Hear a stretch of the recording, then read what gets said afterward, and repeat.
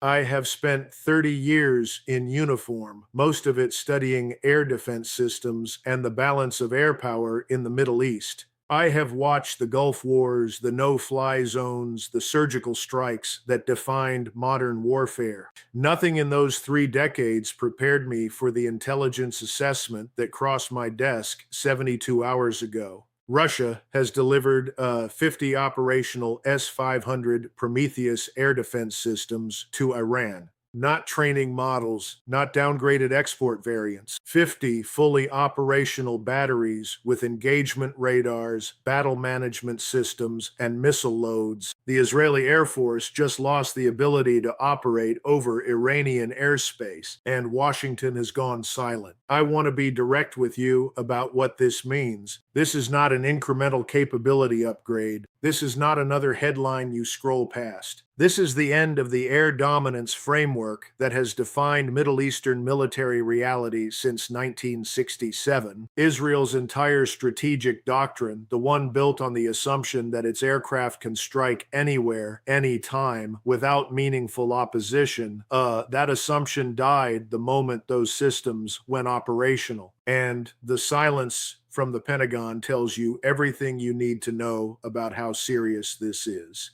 Let me walk you through what just happened and why it changes everything. First, what is the S-500 system and why is it different from every air defense platform Iran has fielded before? Second, how did Russia move 50 batteries, thousands of personnel, and the entire logistics train without detection or interdiction? Third, what does this mean for the F-35 aircraft that Israel has relied on as its untouchable strike platform? And fourth, what is the strategic consequence for the United States, for the Gulf states, and for the broader balance of power across this region?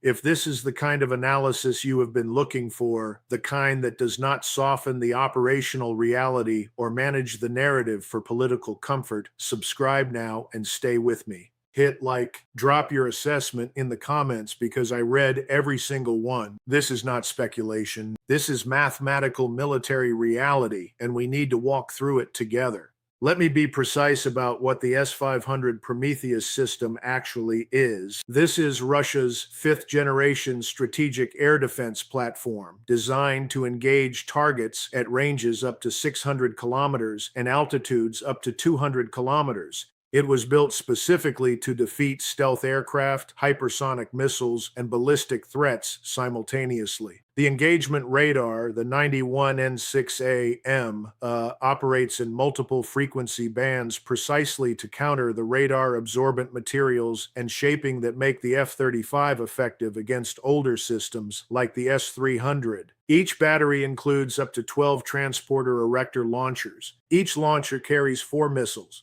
That means each battery can engage 48 targets before reload. 50 batteries means Iran now fields 2,400 ready missiles capable of reaching Israeli aircraft the moment they cross into Iranian airspace over Iraq, over Syria, or even over the Eastern Mediterranean if the geometry is right. Here is what Washington is not saying. The S-500 uses the 77N6 series missiles. The 77N6N1 is the anti-aircraft variant with a range of 400 kilometers and a speed exceeding Mach 5. It does not need to hit the aircraft. It detonates within proximity and uses a directed fragmentation warhead that creates a kill zone 70 meters wide. The F-35's stealth reduces detection range, yes, but the S-500's radar burns through stealth signature at ranges exceeding 250 kilometers. That gives Iranian operators 3 to 4 minutes of track time before engagement range. That is not an ambush. That is a calculated kill chain, and Israel has no electronic warfare system capable of breaking it. Now, let me tell you how this delivery happened, because the operational security alone tells you how deeply this was coordinated. 50 S-500 batteries require approximately 1,500 personnel for operation and maintenance. Intelligence assessments indicate the shipment occurred in 3 waves over 6 weeks, using Russian military airlift, rail transport through the Caspian corridor, and covert sea shipment into Bandar Abbas. The final assembly occurred at hardened facilities south of Tehran. The fact that Israel did not interdict this shipment, the fact that the United States did not even publicly acknowledge it until Iranian state media released imagery, tells you that the intelligence failure here is complete. I want you to understand the implications of that decision. If the United States knew and chose not to act, that is a strategic retreat. If we did not know, that is an intelligence collapse. Either way, the result is identical. Iran now operates a defensive umbrella that Israel cannot penetrate without losses that would be politically catastrophic in Tel Aviv.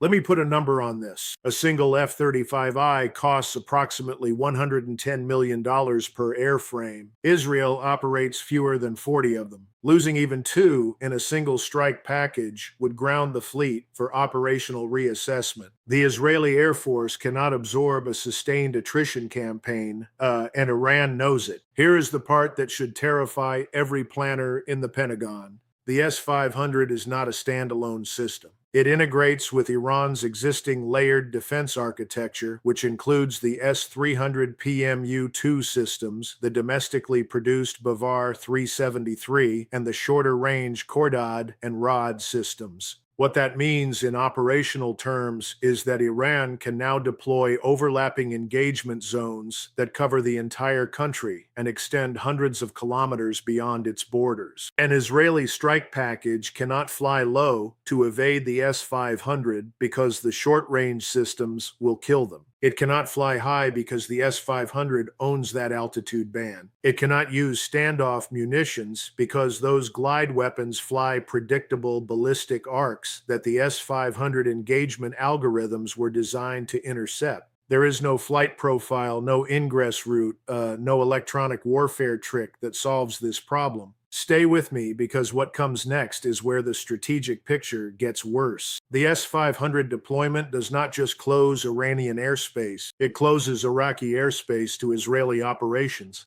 It closes Syrian airspace to uncontested operations.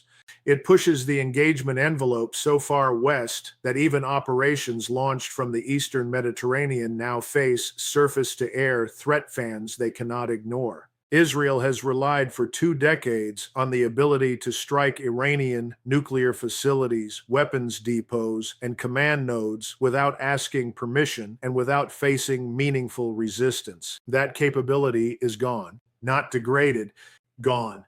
Let me tell you what I know about how air campaigns are planned, because I have sat in those rooms. You begin with the assumption of air superiority. You identify the targets. You build the strike packages. You calculate the probability of mission success and the acceptable loss rate. For Israel, the acceptable loss rate against Iran has always been near zero, because the political cost of losing pilots over Iran is existential for any Israeli government. The F-35 was supposed to guarantee that zero loss rate. The S-500 just deleted that assumption from the spreadsheet. Israeli war planners are now staring at loss probabilities above 15% per sortie in a high-threat environment. That is not a modern air campaign. That is attrition arithmetic that no democracy can sustain. I want to come back to a point I made earlier. Russia did not give Iran 50 S-500 batteries out of charity. This is a calculated strategic move that serves multiple Russian objectives. First, it locks Israel into a defensive posture and prevents Israeli strikes on Iranian assets in Syria, which protects Russian interests. Second, it signals to the Gulf states that Russian air defense technology is superior to anything the United States is willing to export, which opens arms deals worth tens of billions of dollars. Third,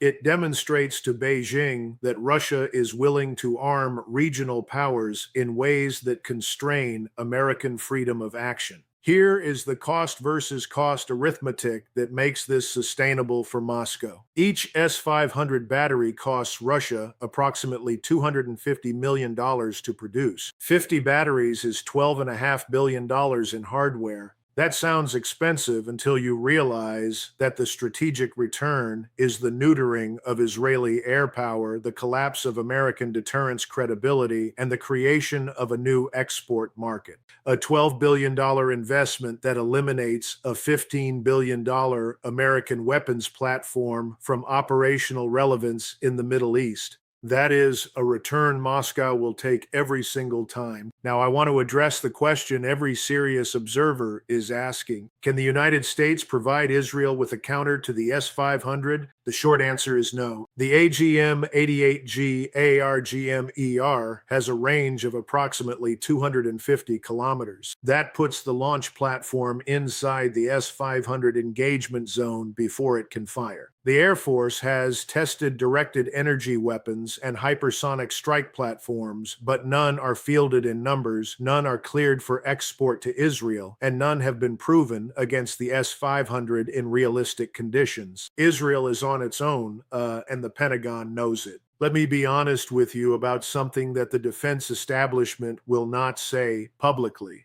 The F-35 program was sold to Congress as the aircraft that would guarantee air dominance for 30 years. It cost over $400 billion to develop. The S-500 just proved that the emperor has no clothes. The stealth technology that made the F-35 effective against legacy systems is not effective against the multi-frequency radars that Russia designed specifically to defeat it. That means every nation that bought the F-35, every ally that depends on it for deterrence, is now reassessing the value of their investment. Here is the strategic verdict. Israel has lost the air option against Iran. That is not speculation. That is the operational reality that every Air Force planner in Tel Aviv is now briefing to the cabinet. And the consequence of that loss is not just tactical. It is strategic. It means Iran can continue its nuclear program, its missile development, its support for Hezbollah and Hamas without fear of Israeli airstrikes. It means the balance of power in the region just shifted in a way that no amount of American reassurance can reverse. Now, let me tell you what this looks like from Moscow, from Beijing, and from the capitals that are watching this unfold. In Moscow, this is vindication. For 2 decades, Russian strategists have argued that American air power is a brittle advantage that depends on adversaries who do not invest in modern integrated air defense. Russia just proved that thesis. They armed a regional power with a system that neutralizes the most advanced American aircraft, and they did it for a fraction of the cost of developing a competing air force. In Beijing, the calculus is even more direct. China has been watching the F-35 program for years, trying to assess whether American stealth technology represents a genuine revolution or an expensive marginal improvement. The S-500 deployment in Iran just answered that question. If the F-35 cannot operate over Iran, it will not operate over the Taiwan Strait in a high-threat environment where China fields its own S-400 batteries and indigenous HQ-9 systems in far greater numbers. That assessment changes Chinese confidence in their ability to deter American intervention in a Taiwan contingency. For the Gulf states, the message is equally clear. The United States cannot protect its allies from advanced Russian air defense technology. Saudi Arabia and the UAE have spent decades building their security partnerships around American weapons and American guarantees. They just watched Israel lose its primary military advantage because Washington either could not or would not stop a Russian arms transfer. That creates a credibility crisis, and it drives those states toward hedging strategies that include buying Russian and Chinese systems, normalizing relations with Iran, and reducing their dependence on American security commitments. I have said for years that the unipolar moment was over. I have testified in closed sessions that our adversaries were investing in asymmetric capabilities designed to neutralize our most expensive platforms. I was told that those concerns were overblown, that American technological superiority was insurmountable. I want to be direct with you. I was right. The people who dismissed those warnings were wrong, and the cost of being wrong is measured in the collapse of strategic options and the erosion of deterrence. Let me tell you what this means for the families of the pilots who fly these missions. Those men and women train for years to operate the most advanced aircraft in the world. They are told that their stealth, their systems, their training will keep them safe. The S-500 deployment means that promise is no longer true. It means that the next generation of strike missions will be flown into threat environments where the loss rate is not hypothetical. It is actuarial. And when those losses occur, when the first F-35 is downed and the pilot is paraded on state television, the political consequences will be catastrophic. This is not just about Iran. This is not just about Israel. This is about the global strategic order and whether American military technology still confers the advantage that justifies its cost and its export. The S-500 deployment is a test case. If the United States cannot protect Israel from a Russian weapons system, then every other ally is now asking the same question. Can Washington protect us? And if the answer is no, or if the answer is maybe,